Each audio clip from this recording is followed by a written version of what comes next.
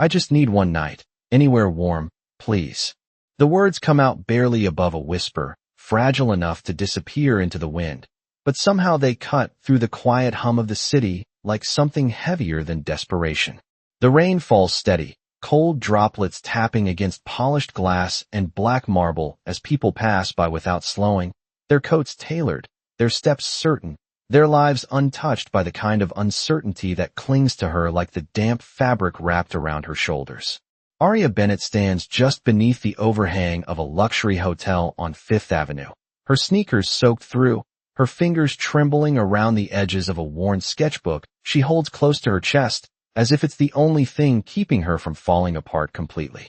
The lobby behind the glass glows warm and golden, chandeliers casting soft light over polished floors where every reflection looks perfect, composed, untouched by struggle. She doesn't belong there. She knows that. She can see it in the reflection staring back at her. Hair slightly damp, hoodie faded, jeans frayed at the hem. But tonight, belonging isn't the point. Tonight is about survival.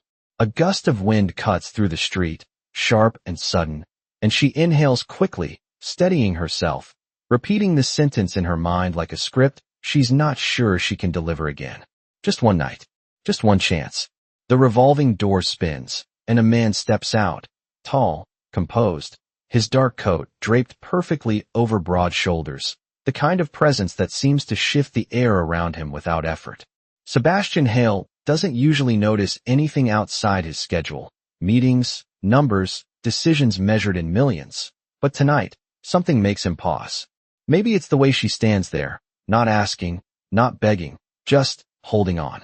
His eyes flicker to the sketchbook pressed against her chest, its edges softened from wear, corners bent like it's been carried through more days than it should have survived. She looks up at him then, startled, like she hadn't expected to be seen, and for a brief second, neither of them says anything. The city moves around them, yellow cabs passing, distant horns, the soft rhythm of rain. But right there, under that narrow strip of shelter, everything feels strangely still. I'm sorry, she says quickly, her voice catching, as if apologizing is instinct now. I didn't mean to bother anyone. She hesitates, swallowing. The rest, her grip tightening slightly on the sketchbook.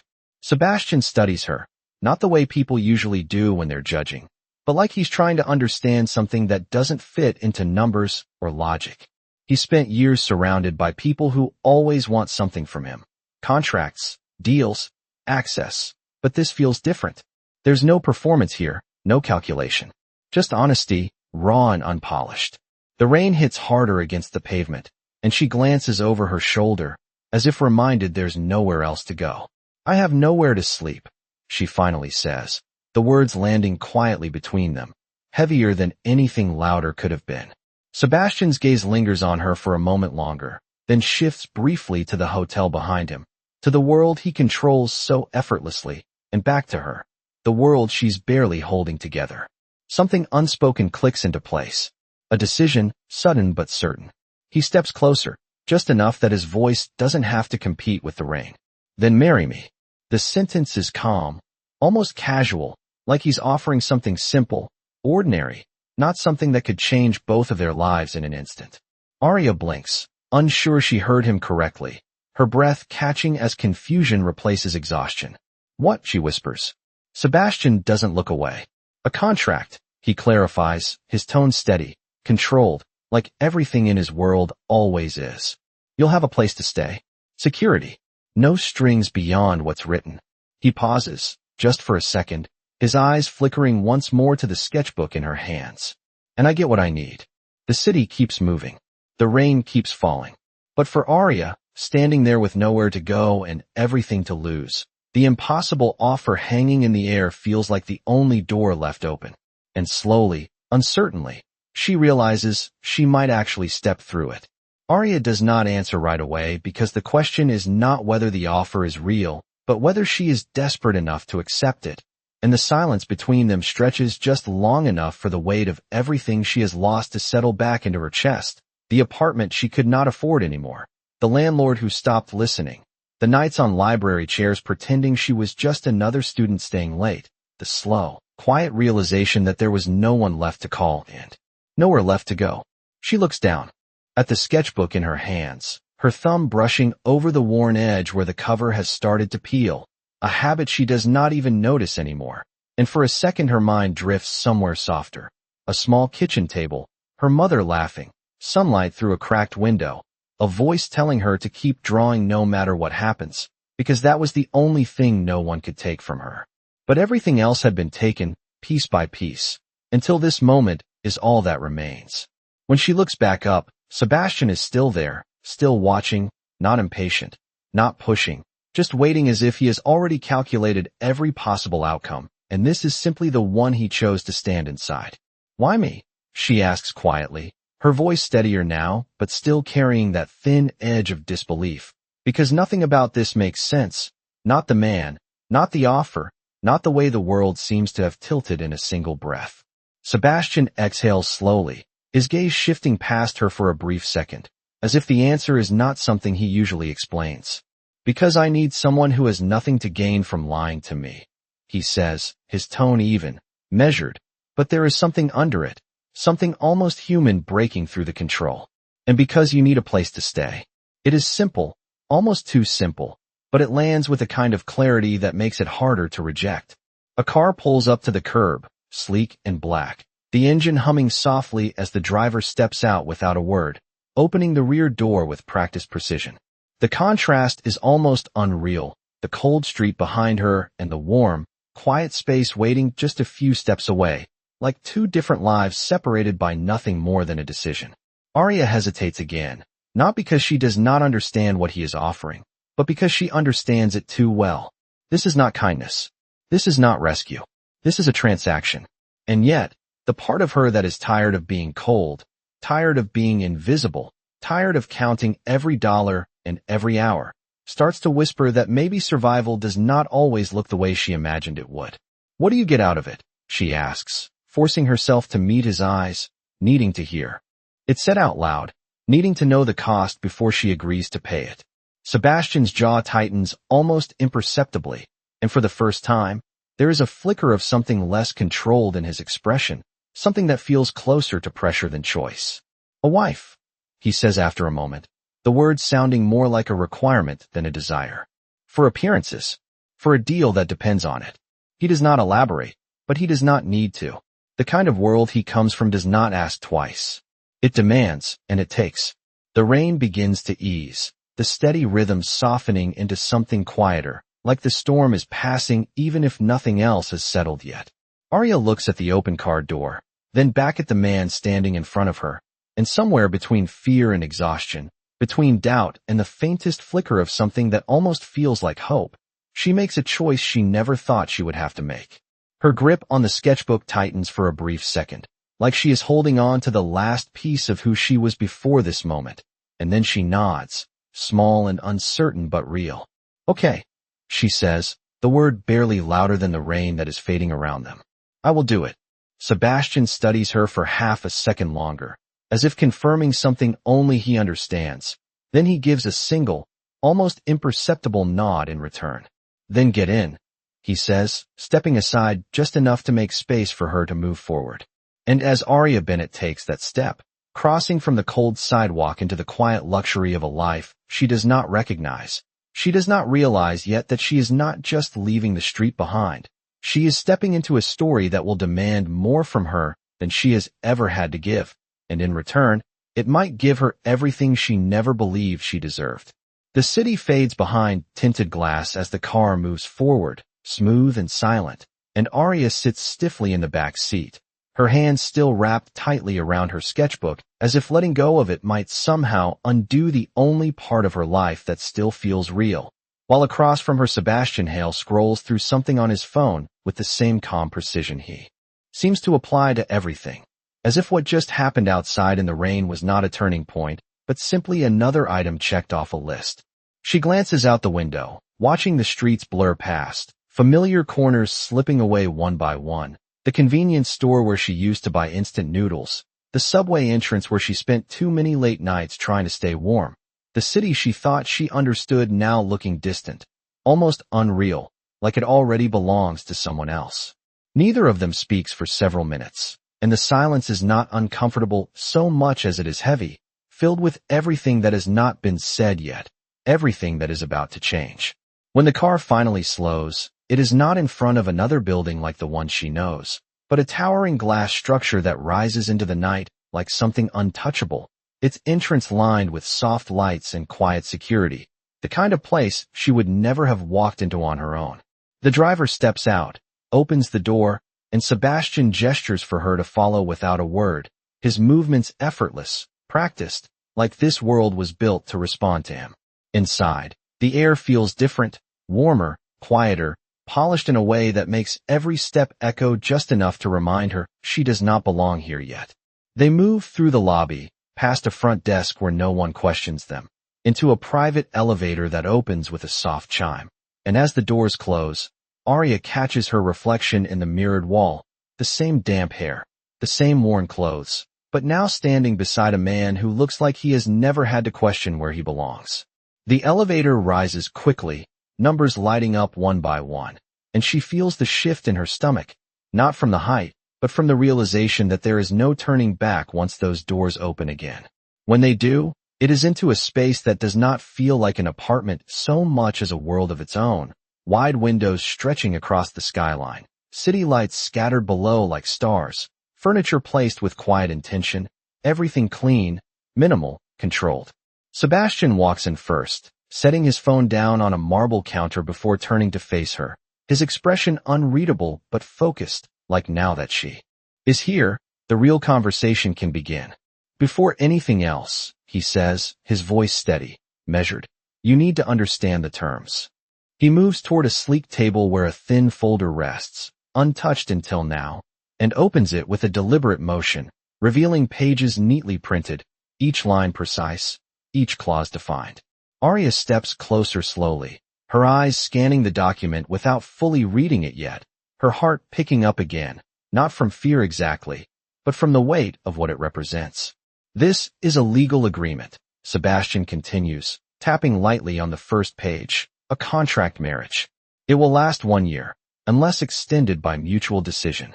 His tone remains neutral, almost detached, but there is no hesitation in the way he speaks, no uncertainty. You will live here. You will attend public events with me. You will present yourself as my wife in all professional and social settings. He pauses briefly, allowing the words to settle before continuing. In return, all your living expenses will be covered. You will have full access to this residence, and you will receive financial compensation outlined in Section 4.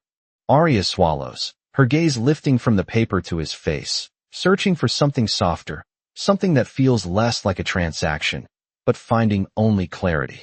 And the rules? She asks quietly, her voice almost steadier than she feels. Sebastian nods once, as if expecting the question.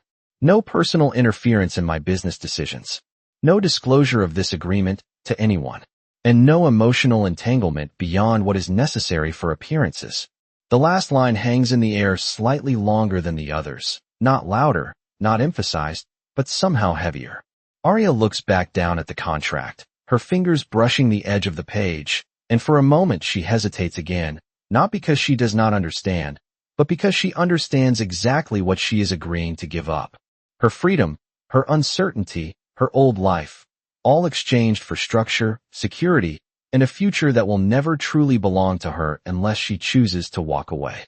She glances at her sketchbook, still held tightly in one arm, the only thing not listed in any clause, the only thing that remains entirely hers, and then back at the pen resting beside the contract. The room is quiet, the city glowing outside, the world waiting for her decision once more. And this time, there is no rain, no cold, no immediate danger pushing her forward. Just a choice. Slowly, she reaches for the pen, her hand steady despite everything inside her shifting, and signs her name across the page, the ink dark and permanent against the paper, marking the moment her life stops being something that happens to her and becomes something she has agreed to step into, even if she does not yet know what it will cost her in the end. The next morning does not arrive gently. It arrives with light pouring through floor-to-ceiling glass, soft and golden, stretching across polished floors and settling on surfaces that look untouched by time. And Arya wakes slowly, disoriented at first, her body tense as if expecting the cold metal bench or the stiff chair she had grown used to. But instead she feels warmth beneath her, real warmth, steady and unfamiliar. And for a moment she does not move, just listens, waiting for the distant hum of the city, the echo of footsteps, anything that tells her where she is, and then it comes back all at once. The contract, the penthouse, the decision she signed into existence with a single line of ink. She sits up quickly, the oversized bed shifting slightly under her weight, her eyes scanning the room, wide and quiet, taking in details she does not know how to process yet. The soft gray walls, the neatly arranged furniture, the absence of clutter, everything intentional, everything controlled, and for a second she feels like she has stepped into someone else's life without permission. Her sketchbook rests on the nightstand beside her, dry now, placed carefully as if someone understood it mattered, and she reaches for it instinctively, her fingers brushing over the cover, grounding herself before anything else can pull her too far from who she is. A soft knock breaks the silence, light but precise, and before she can respond, the door opens just slightly, a woman stepping in with a calm, professional smile, dressed in a tailored black suit that fits the space as naturally as everything else here. "Good morning, Miss Bennett," she says, her tone warm but measured. "I am Claire, Mr. Hale's assistant. He asked me to help you get settled." Aria blinks, still catching up, nodding slowly as she pulls the edge of the blanket around her shoulders, suddenly aware again of the difference between herself and everything around her. Claire steps further inside, setting a garment bag and a small box neatly on the chair across the room. "You have a fitting in 30 minutes, she continues, as if this is the most normal thing in the world, and a briefing afterward. "Mr. Hale has a schedule he would like you to be prepared for." The words come quickly, efficiently, and Aria can only nod again, her mind trying to follow the pace of a life that clearly does not slow down for anyone. "There is breakfast prepared in the dining area," Claire adds, gesturing toward the hallway, "and someone will be here shortly to assist you." With that, she gives a small, polite smile and steps out, leaving the door to close softly behind her, the quiet returning just as quickly as it had been interrupted. Aria exhales slowly, swinging her legs over the side of the bed, her feet touching the floor with a hesitation that feels almost symbolic, like crossing a line she cannot step back over. She stands, moving carefully toward the garment bag, unzipping it just enough to reveal fabrics she has never owned, soft, structured, elegant in a way that feels distant from her reality, and she lets it fall closed again, her reflection catching her attention in the mirror across the room. She pauses there, studying herself, the same girl, the same face, but placed inside a frame that does not match, and for a second she wonders if this is what transformation feels like, not immediate, not magical, but quiet and uncomfortable, like growing into something you are not sure you deserve. Time moves faster than she expects, and soon enough she is seated in front of a mirror surrounded by soft lights, hands guiding her gently but efficiently, adjusting her hair, smoothing fabric, explaining posture, tone, presence, words she has never needed to think about before, but now must learn quickly. She listens, nods, tries, fails, tries again. Small mistakes met with polite corrections, nothing harsh, nothing unkind, but everything precise, everything measured, and through it all she keeps glancing at the sketchbook resting nearby, untouched, waiting, a reminder that there is still something in this space that belongs entirely to her. By the time she steps out into the main living area again, the city fully awake. Beyond the windows, she looks different, not completely transformed, but closer to the version of herself this world expects, and standing near the window, already dressed, already composed, Sebastian turns slightly as she approaches, his gaze moving over her for just a second, assessing, calculating, then settling into something quieter, something almost approving. "We have an event tonight," he says, his voice calm, direct, as if there is no need for explanation.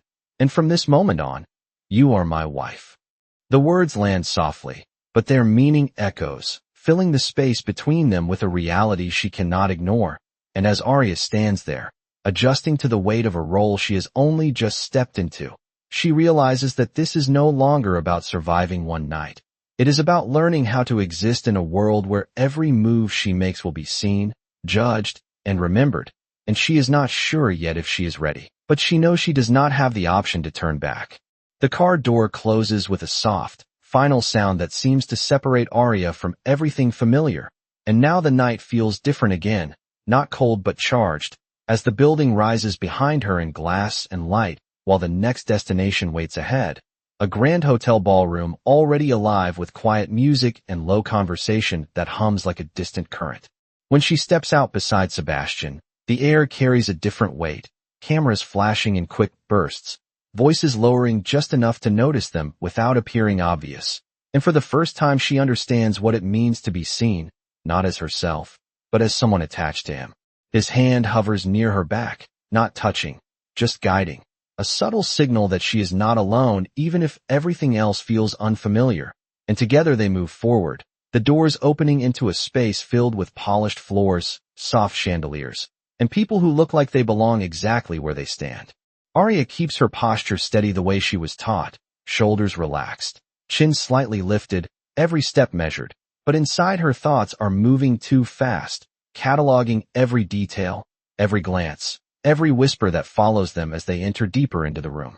"Stay close," Sebastian says quietly, his voice low enough that only she can hear, and she nods once, focusing on the rhythm of her breathing, on the feeling of the floor beneath her feet, on anything that keeps her grounded.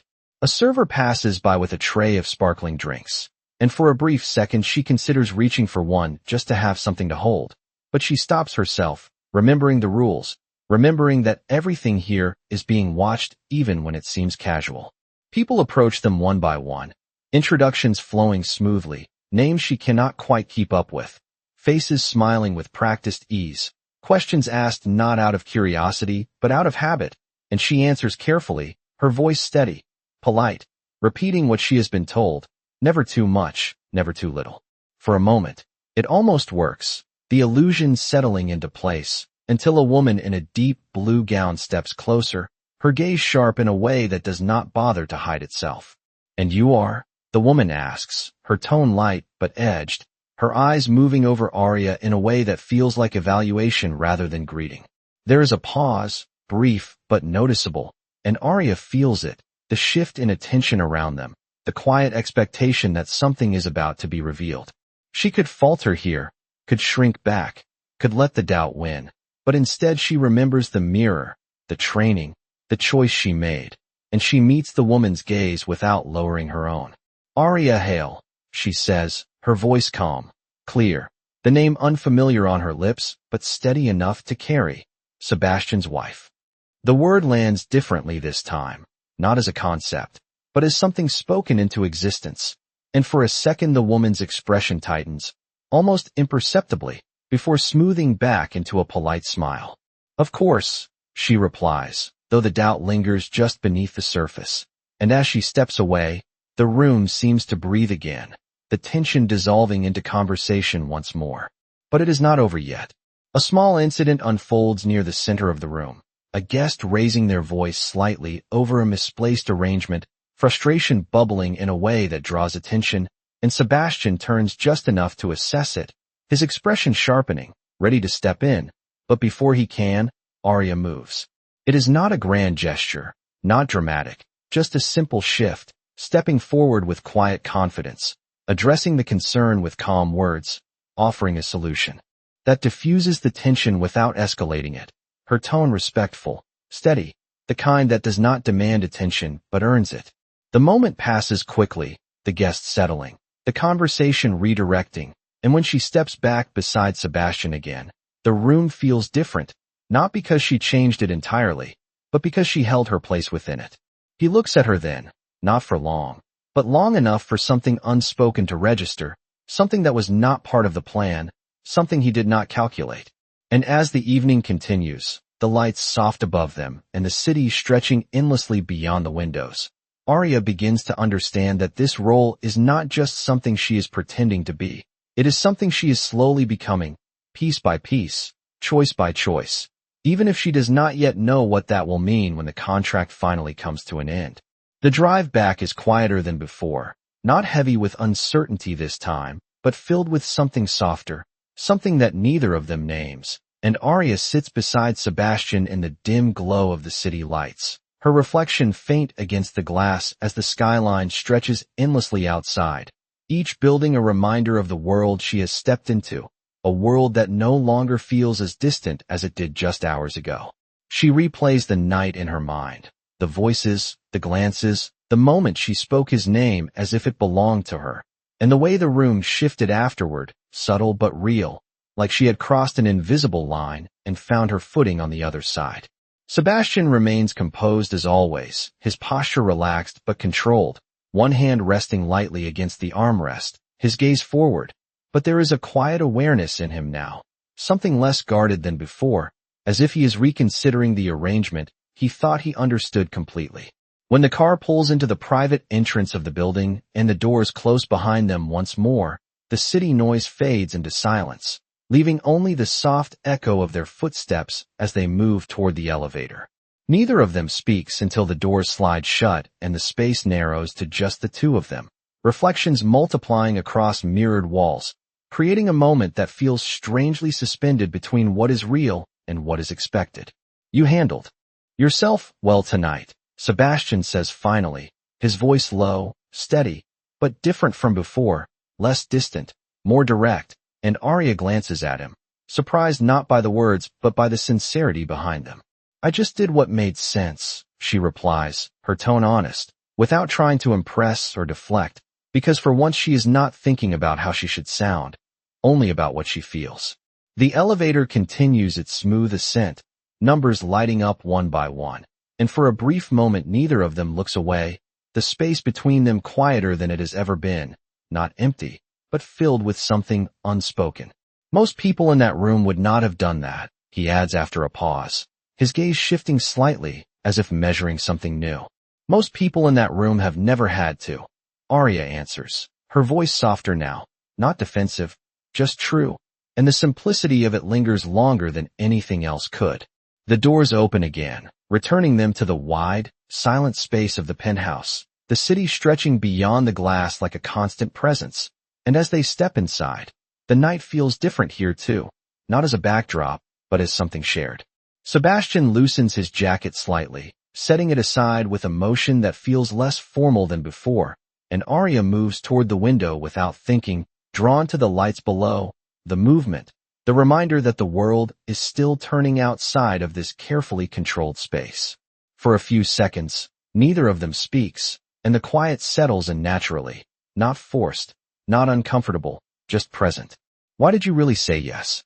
Sebastian asks suddenly, his voice breaking through the stillness, not sharp, not demanding, just curious in a way that feels unfamiliar coming from him.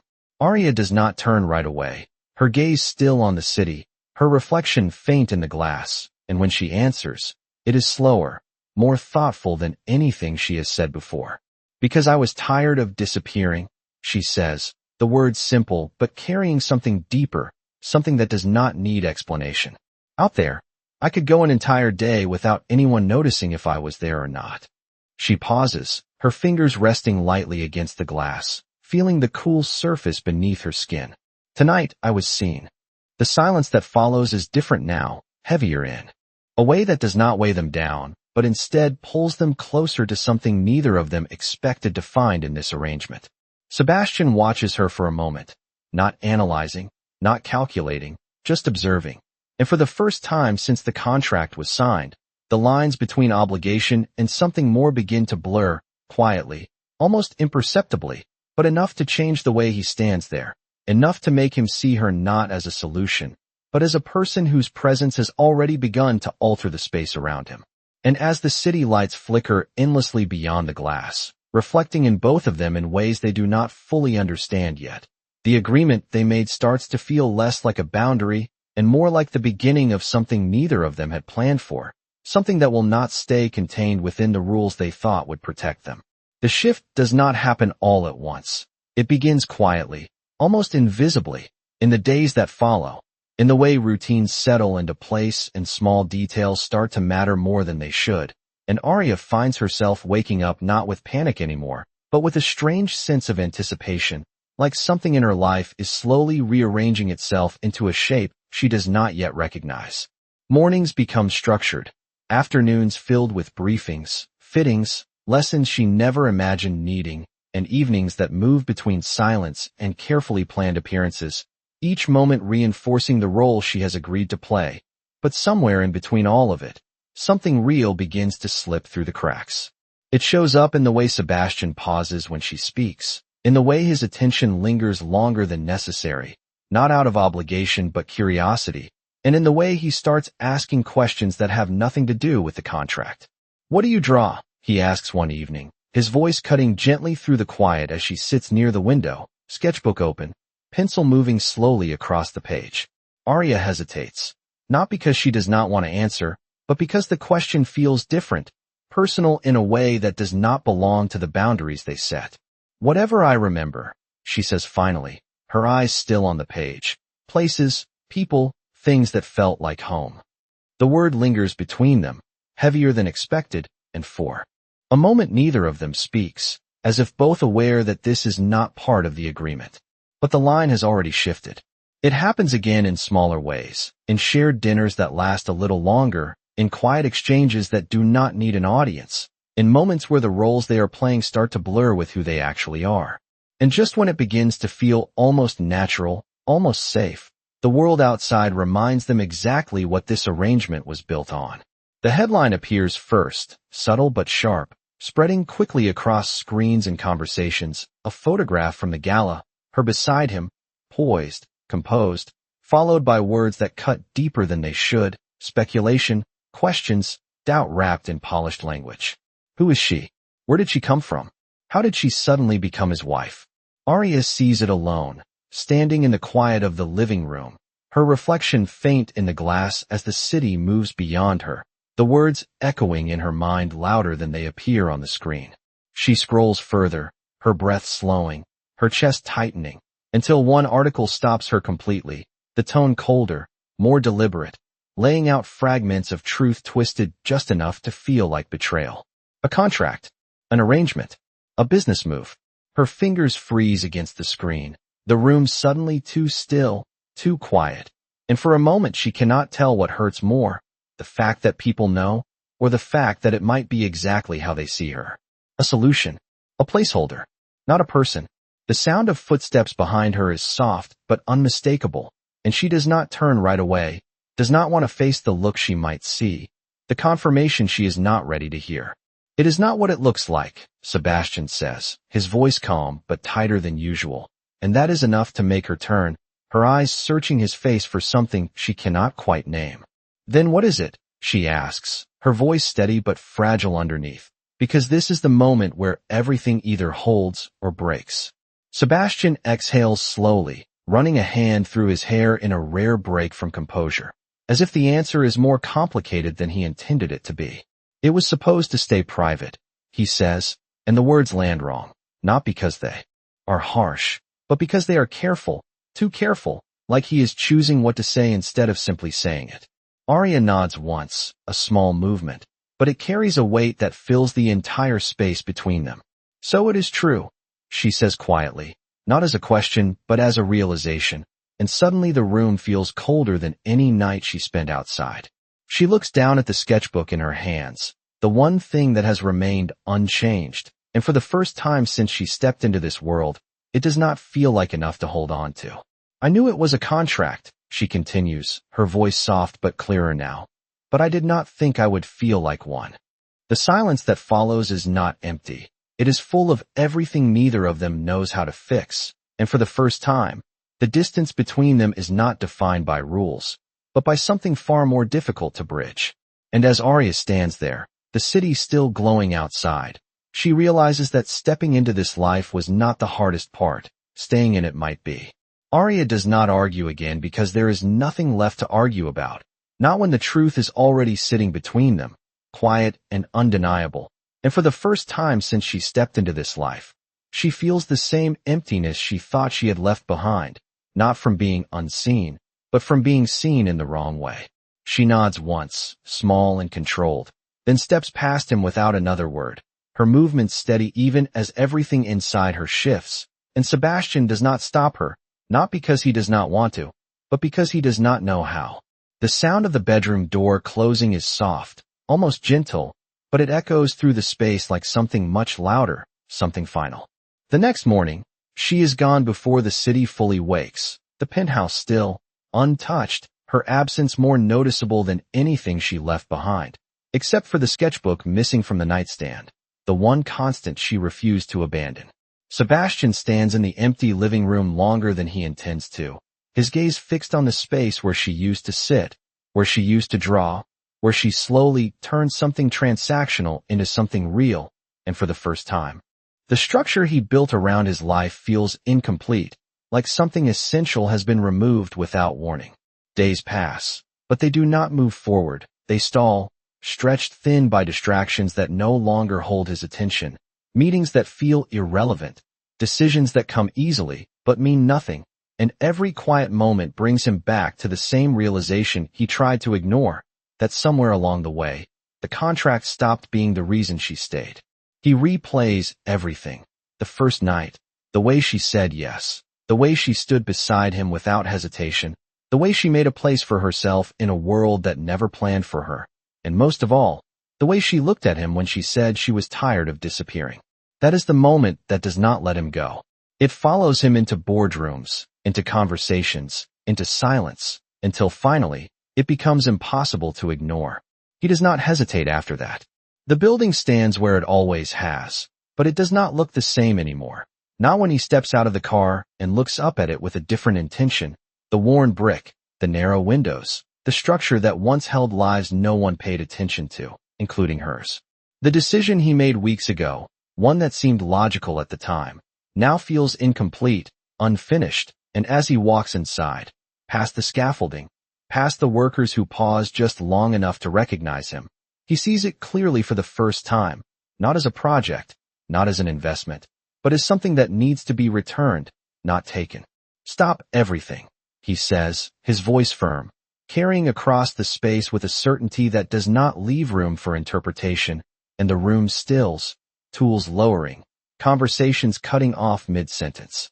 He steps further inside, his gaze moving across the unfinished interior, imagining something else entirely, something that was never part of the original plan. We are not tearing this down, he continues, his tone unwavering. We are rebuilding it. There is confusion, hesitation, questions forming, but he does not wait for them to be asked. It will be an art space, he adds, quieter now, but somehow stronger, open to anyone who has nowhere else to go. The words settle differently than any decision he has made before, not strategic, not calculated, but necessary. And for the first time since she left, something shifts back into place. He finds her 2 days later, not by chance, but by following the only thing he knows she would not leave behind. A small community studio on the edge of the city, a place where the paint smells stronger than the air, where unfinished canvases lean against the walls, where people come and go without asking too many questions. She is there, standing near a window, sketchbook open, the same way she always was, as if nothing else ever mattered more. She does not notice him at first, and he does not speak right away, just watches, taking in the version of her that exists outside of everything he tried to define, the version that was always real. When she finally looks up, her expression stills, not shocked, not relieved, just guarded in a way that was never there before. I did not come to ask you to come back, he says, his voice steady but stripped of its usual distance, and that alone makes her pause. I came to fix what I should not have broken. He steps closer, but not too close, leaving space between them, this time intentionally. The building, he continues, it is not being torn down. Her eyes flicker, just slightly, enough to show that she understands what he means. It is yours, he adds, the words simple, but carrying more than anything he has offered before, not as part of a contract, not as an arrangement, but because you deserve something that is yours. The silence that follows is different now, not filled with tension, but with possibility, and as Arya stands there, her sketchbook still in her hands, she realizes that this is the first time he has given her something without expecting anything in return, and that changes everything. Arya does not answer right away because this time the choice is not about survival. It is about trust, and trust is something she has learned does not come back easily once it has been broken. So she stands there in the quiet of the studio, the faint smell of paint in the air, her sketchbook still open in her hands, and studies him not as the man who offered her a contract, not as the man who stood beside her in rooms she never imagined entering, but as someone who is now asking for something without saying it directly. You cannot just give something like that away, she says finally, her voice calm but careful, because what he is offering feels too large, too permanent to accept without understanding it completely. Sebastian does not look away this time, and that alone is different. I am not giving it away, he replies, his tone steady but softer than it has ever been. I am returning it. The words settle between them, simple but honest, and for the first time, there is no calculation behind them, no strategy, no hidden clause waiting to be revealed later. Arya closes her sketchbook slowly, her fingers resting on the cover as she takes a step closer, not fully closing the distance, but enough to show she is not walking away either. And what happens after that? She asks, because this is the part that matters, not the building, not the gesture, but what comes next when there is no contract left to define them. Sebastian exhales quietly, a small break in his usual composure, and when he speaks again, there is no distance left in his voice, no careful phrasing, just truth. There is no contract anymore, he says, and then, after a brief pause, I ended it the moment you left. Arya's eyes search his face, not for proof, but for sincerity, and she finds it in the way he stands there, not trying to convince her, not asking her to believe him, just letting the words exist on their own. I thought I needed a wife for appearances, he continues, his voice quieter now, but stronger in a way that does not rely on control. But what I actually needed was someone who could see me without all of that. The studio feels still around them, the outside world distant for a moment, and Arya feels something shift inside her, not sudden, not overwhelming, but steady, like something carefully broken is beginning to rebuild itself in a different shape. You said you were tired of disappearing, he adds, his gaze holding hers, and I did not understand what that meant until you were gone. There is no rush in his words, no urgency, just clarity, and that is what makes them land. Arya looks down briefly, her fingers tightening slightly around her sketchbook, then back at him, and for the first time since she left, the guarded edge in her expression softens, not completely, but enough to let something through. And what if I come back? She asks quietly, not as a promise, but as a possibility, and Sebastian does not hesitate this time. Then you come back because you want to, he says, his voice steady, unwavering. Not because you have to. The simplicity of it is what makes it real, no conditions, no expectations, just a choice. The same kind of choice she made the night they met, but this time without desperation behind it. The silence that follows is not empty. It is full, filled with everything they have been through, everything they almost lost, and everything that might still be possible. Arya takes another step forward, closing the distance fully now, her movements slow but certain, and when she stops in front of him, she does not look uncertain anymore. Then I am not coming back for the contract, she says, her voice steady, grounded in something deeper than before. Sebastian's expression shifts, just slightly, something softer breaking through the control he has always carried. Good, he replies, just as quietly, because there is nothing left to sign. And for the first time, the future between them is not written in clauses or conditions, but in something far less certain and far more real, a choice they will have to make every day, without guarantees, without protection, but with something stronger than either of them expected to find. Weeks later, the building stands transformed, not polished to perfection, but alive, filled with light, with color, with people who walk in carrying nothing and leave with something they did not have before, and at the center of it, Arya stands beside a wall of sketches, her work no longer hidden, no longer something she keeps to herself, but something she shares freely, her name placed quietly above the entrance, not as a statement, but as a beginning. Sebastian watches from a few steps away, not as the man who built it, but as someone who chose to be part of it, and when she turns to him, her smile is not hesitant anymore, not uncertain, but real in a way that needs no explanation. He steps closer, not because he has to, but because he wants to, and as the city moves around them, unchanged yet completely different, they stand there without roles, without expectations, just two people who found something unexpected in a moment that could have passed them by, and chose to hold on to it, not because it was easy, but because it was real.